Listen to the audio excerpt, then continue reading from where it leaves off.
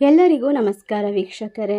ಇದೇ ಒಂದು ತಿಂಗಳಿಂದ ಶನಿಯು ಸಾಡೆ ಸಾಲಿಯು ಈ ರಾಶಿಯವರಿಗೆ ಮುಕ್ತಾಯಗೊಳ್ಳುತ್ತಿರುವುದರಿಂದ ಈ ರಾಶಿಯವರು ಬಹಳಷ್ಟು ಅದೃಷ್ಟ, ಲಾಭ, ಜೀವನದಲ್ಲಿ ಪರಿವರ್ತನೆಯನ್ನು ಪಡೆದುಕೊಳ್ತಾರೆ. ನವೆಂಬರ್ ಬಳಿಕ ಸ್ನೇಹಿತರೆ, ಶನಿಯ ಸಾಡೆ ಸಾತಿಯಿಂದ ಈ ಮೂರು ರಾಶಿಯಲ್ಲಿರ್ತಕ್ಕಂತಹ ಜನರಿಗೆ ಬದುಕೇ ಬದಲಾವಣೆ ಅಂತ ಹೇಳಬಹುದು. ಹಾಗಾದರೆ ಅಂತಹ ಮೂರು ರಾಶಿಗಳು ಯಾವ್ಯಾವು, ಯಾವೆಲ್ಲ ರೀತಿಯ ಲಾಭವನ್ನು ಬರಮಾಡ್ಕೊಳ್ತಾರೆ, ಶನಿದೇವರ ಕೃಪೆಯಿಂದಾಗಿ ಏನೆಲ್ಲ ಅದೃಷ್ಟ, ಲಾಭ ಇವರ ಜೀವನದಲ್ಲಿ ಕಂಡುಕೊಳ್ತಾರೆ ಎಂಬ ವಿಶೇಷವಾದ ಮಾಹಿತಿಯನ್ನು ನೋಡ್ತಾ ಹೋಗೋಣ. ಅದೇ ರೀತಿ ಶನಿಯಿಂದ ಬರುವಂತಹ ಕೆಲವೊಂದಿಷ್ಟು ತೊಂದರೆಗೆ ಯಾವ ಪರಿಹಾರವನ್ನು ಮಾಡಿಕೊಳ್ಬೇಕೆಂಬ ಮುನ್ನೆಚ್ಚರಿಕೆ ಕ್ರಮಗಳನ್ನು ಇವತ್ತಿನ ವಿಡಿಯೋದಲ್ಲಿ ತಿಳಿಸಿಕೊಡ್ತೇವೆ. ಎಲ್ಲೂ ಕೂಡ ಸ್ಕಿಪ್ ಮಾಡದೆ ಪೂರ್ತಿಯಾಗಿ ನೋಡಿ. ನೀವು ಕೂಡ ಶನಿದೇವರ ಭಕ್ತರಾಗಿದ್ದಲ್ಲಿ ವಿಡಿಯೋಗೆ ಒಂದು ಲೈಕ್ ಕೊಟ್ಟು ತಪ್ಪದೆ ನಮ್ಮ ಚಾನಲ್ನ ಸಬ್ಸ್ಕ್ರೈಬ್ ಮಾಡಿ, ಹಾಗೆ ಪಕ್ಕದಲ್ಲಿ ಇರುವಂಥ ಬೆಲ್ ಐಕನ್ನ ಪ್ರೆಸ್ ಮಾಡಿ. ಹೌದು, ಈ ರಾಶಿಯಲ್ಲಿರ್ತಕ್ಕಂಥ ಜನರಿಗೆ ಇದೇ ಒಂದು ನವೆಂಬರ್ ತಿಂಗಳು ಮುಗಿದ ನಂತರ ಇನ್ನು 2075 ವರ್ಷಗಳವರೆಗೂ ಕೂಡ ಶನಿಯಿಂದ ಬಿಡುಗಡೆ ಸಿಗ್ತಾ ಹೋಗುತ್ತೆ. ಸರ್ವ ಸಮಸ್ಯೆಗಳು ಕೂಡ ಪರಿಹಾರವಾಗೋದ್ರಿಂದ ಇವರ ಜೀವನದಲ್ಲಿ ಅದ್ಭುತವಾದ ಘಟನೆಗಳು, ನಿಮ್ಮ ಬದುಕು ಬಂಗಾರವಾಗುವ ಕ್ಷಣಗಳು ಎದುರಿಗೆ ಬರ್ತಾ ಹೋಗುತ್ತೆ. ಹಾಗಾದರೆ ಈ ಮೊದಲನೇ ರಾಶಿ ಯಾವುದು, ಯಾವ ರೀತಿಯಾಗಿ ಎಲ್ಲ ರೀತಿಯ ಅದೃಷ್ಟವನ್ನು, ಸಂಪತ್ತಿನ ಸುರಿಮಳೆಯನ್ನು ಪಡ್ಕೊಳ್ತಾರೆ, ನೆಮ್ಮದಿಯನ್ನು ಕಂಡುಕೊಳ್ತಾರೆ, ಜೀವನದಲ್ಲಿ ಇರ್ತಕ್ಕಂತಹ ಕಷ್ಟಗಳು ಯಾವ ರೀತಿ ಬದಲಾವಣೆ ಆಗ್ತಾ ಹೋಗುತ್ತೆ ಎಂದು ನೋಡೋದಾದ್ರೆ, ಇದೇ ಒಂದು ನವೆಂಬರ್ 28ರಂದು ಮೀನ ರಾಶಿಯಲ್ಲಿ ತನ್ನ ನೇರ ಸಂಚಾರವನ್ನು ಆರಂಭಿಸುತ್ತಿದ್ದು, ಶನಿಯ ಈ ಸಂಚಾರದಿಂದ ಈ ಒಂದು ಸಂದರ್ಭದಲ್ಲಿ ಶನಿಯ ಸಾಡೆ ಸಾತಿಯ ಪ್ರಭಾವವು ಯಾವ ಮೂರು ರಾಶಿಯವರ ಮೇಲೆ ಹೆಚ್ಚಾಗಿರುತ್ತೆ ಎನ್ನುವ ಬಗ್ಗೆ ಕೂಡ ಸಂಪೂರ್ಣವಾಗಿ ನೋಡ್ತಾ ಹೋಗೋಣ. ಅದಕ್ಕೂ ಮುನ್ನ ಈ ರಾಶಿಯಲ್ಲಿ ಇರ್ತಕ್ಕಂತಹ ವ್ಯಕ್ತಿಗಳು ಯಾವ ರೀತಿ ಕಷ್ಟದಿಂದ ಹೊರಬರಬೇಕು ಅಂತ ನೋಡೋದಾದ್ರೆ, ಎಲ್ಲ ರೀತಿಯ ಕಷ್ಟವನ್ನು ನೀವು ತಾಳ್ಮೆ, ಧೈರ್ಯದಿಂದ ದೂರ ಮಾಡ್ಕೊಳ್ಬೇಕಾಗುತ್ತೆ. ಈ ಸಂದರ್ಭದಲ್ಲಿ ಹೆಚ್ಚು ಕೋಪ ಮಾಡ್ಕೊಳ್ಳೋದನ್ನ ತಪ್ಪಿಸಬೇಕು. ನಿಮ್ಮ ಜೀವನದ ಕಷ್ಟಗಳು ನಿಮಗೆ ಪರಿಪಾಠವನ್ನ ಕಲಿಸೋಕೆ ಬಂದಿರುತ್ತೆ. ನ್ಯಾಯಾಧೀಶ ಶನಿದೇವ ಮತ್ತು ಕರ್ಮ ಫಲದಾತ ಎಂದು ಕರೆಯಲಾಗುತ್ತೆ. ಈ ಒಂದು ಶನಿದೇವನು ಜೀವನದಲ್ಲಿ ಎಲ್ಲ ರೀತಿಯ ತೊಂದರೆಗಳನ್ನ ದೂರ ಮಾಡ್ಕೊಳ್ಳೋಕೋಸ್ಕರ 2025 ನವೆಂಬರ್ 28ರಂದು ಮೀನ ರಾಶಿಯಲ್ಲಿ ತನ್ನ ನೇರ ಸಂಚಾರವನ್ನ ಆರಂಭಿಸ್ತಾ ಇದ್ದಾನೆ. ಇದರಿಂದಾಗಿ ಶನಿ ಪ್ರಸ್ತುತವಾಗಿ ಮೀನ ರಾಶಿಯಲ್ಲಿ ಇರೋದ್ರಿಂದ, ತನ್ನ ಚಲನೆಯನ್ನ ಮಾಡ್ತಾ ಇರೋದ್ರಿಂದ, ಒಂದು ರಾಶಿಯಲ್ಲಿ ಶನಿಯು ಸರಿಸುಮಾರು 2.5 ವರ್ಷಗಳ ಕಾಲ ತನ್ನ ಸಂಚಾರವನ್ನು ಮಾಡುವುದು. ಈ ವರ್ಷ ಶನಿಯು ತನ್ನ ಹಿಮ್ಮುಖ ಸಂಚಾರದಿಂದಾಗಿ ನೇರವಾಗಿ ಚಲಿಸುವ ಸಂಚಾರದೊಂದಿಗೆ ಸಾಡೆ ಸಾತಿಯಾದಂತಹ ಪ್ರಭಾವವನ್ನು ಕೆಲವು ರಾಶಿ ಚಕ್ರದ ಮೇಲೆ ಬೀರುತ್ತಿರುವುದರಿಂದ ಇವರ ಜೀವನ ವಿಶೇಷವಾಗಿ ಬದಲಾವಣೆಯನ್ನು ನೋಡ್ಕೊಳ್ಬಹುದಾಗಿದೆ. ಹಾಗಾದರೆ ಪ್ರಸ್ತುತ ಶನಿಯು ಗುರುವಿನ ನಕ್ಷತ್ರವಾದ ಪೂರ್ವ ಭಾದ್ರಪದ ನಕ್ಷತ್ರದಲ್ಲಿ ತನ್ನ ಸಂಚಾರವನ್ನು ಮಾಡುತ್ತಿದ್ದಾನೆ. ಇದರಿಂದಾಗಿ ಈ ರಾಶಿಯವರಿಗೆ ಬಹಳಷ್ಟು ಲಾಭ, ಅದೃಷ್ಟ, ಸರ್ವ ಸಮಸ್ಯೆಗಳಿಂದ ಪರಿಹಾರ ಎಲ್ಲ ಸಿಗ್ತಾ ಹೋಗುತ್ತೆ. ವಿದ್ಯಾರ್ಥಿಗಳು ಕೂಡ ವಿದ್ಯಾಭ್ಯಾಸದಲ್ಲಿ ಇರುವಂತಹ ತೊಂದರೆಯನ್ನ ದೂರ ಮಾಡಿಕೊಳ್ಳಬಹುದಾಗಿದೆ.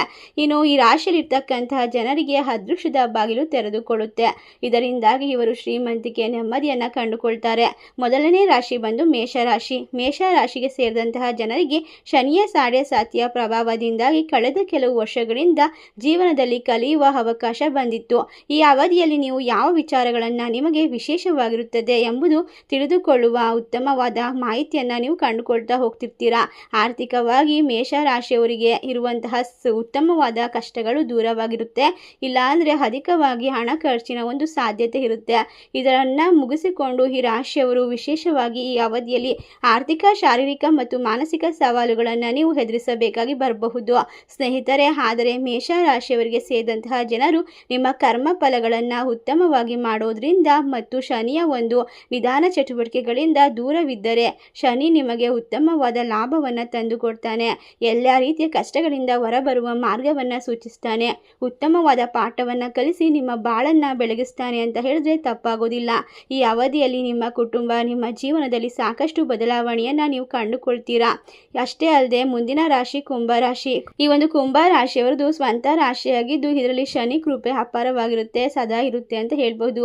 ಕುಂಭರಾಶಿಯ ಮೇಲೆ ಇನ್ನು ಈ ಶನಿದೇವನ ಸಂಪೂರ್ಣ ಅನುಗ್ರಹದಿಂದಾಗಿ ಇವರ ಕಷ್ಟಗಳು ನಿಧಾನವಾಗಿ ದೂರವಾಗುತ್ತೆ ಅಂತ ಹೇಳಿದ್ರೆ ತಪ್ಪಾಗೋದಿಲ್ಲ. ಇದರಿಂದಾಗಿ ಶನಿ ಅಶುಭ ಪ್ರಭಾವವನ್ನು ನೀಡ್ಬೋದು ಅಥವಾ ಶುಭ ಫಲವನ್ನು ನೀಡ್ಬೋದು.